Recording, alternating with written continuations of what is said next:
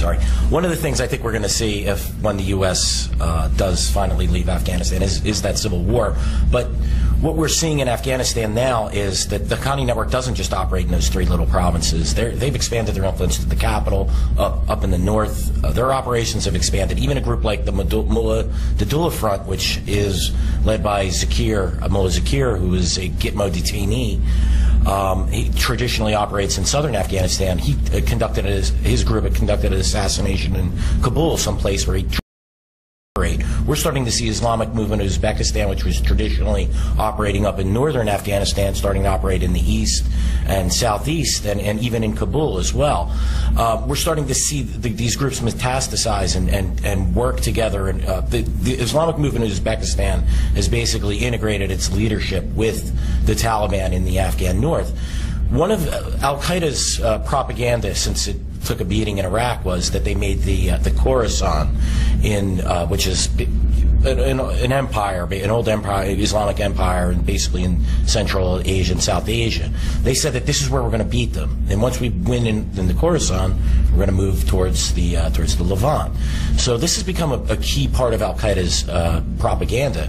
What do we think is going to happen when we lose in Afghanistan, when the second superpower loses? That is going to be a huge recruiting boon for foreign terrorists to operate in Afghanistan. And I think this is something that everyone is overlooking as we're running for the doors in Afghanistan.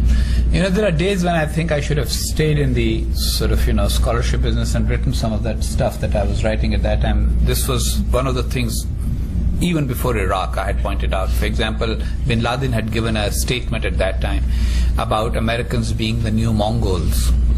And nobody could understand what he was talking about. And I said he's talking about the 1258 conquest of Baghdad. And he's playing on Islamic history and Islamic mythology, And so Khorasan was an important element in that also, because if you remember, the Abbas,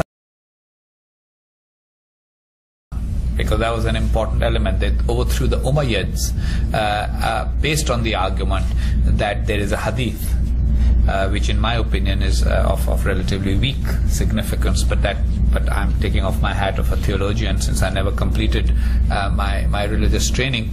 But anyway, they use that there is a hadith that the people from Khorasan will come and save the people of the Levant or whatever, and so that was used, and that was used again, and that has been part of the Al-Qaeda thing. And then the other part is this famous Ghazwa-E-Hind, which is the Pakistani groups use it. Ghazwa is actually just as jihad is the war, a holy war or war for religious purposes. Ghazwa is a battle. And there's ostensibly a saying of Prophet Muhammad that that before the end times, biggest war between good and evil and between Islam and Kufr is going to take place in Hind, which is India, which is the land east of the river Indus. Takes care of what is today Afghanistan and some parts of Central Asia, and all of that it means a lot to people who believe in it, these end-time prophecies, etc. And so one of the unwritten books has been my desire to write. I wrote a piece on it once, an article I think, which said that Americans pay a lot of attention to their own end-time prophecies, but getting into that whole theater, they have totally neglected this. And so as far as recruitment is concerned, I'm totally agreeing with you that failure in Afghanistan is going to be a big boon for both the TTP, the Tehreek-e-Taliban Pakistan, and the Pakistani groups are going to start saying, right, now is the time to start recruiting and fighting in that famous Ghazwa-E-Hind. Let's get ready for that. And the Arab groups are going to say, salvation is coming by joining up with the folks who are fighting in Khorasan.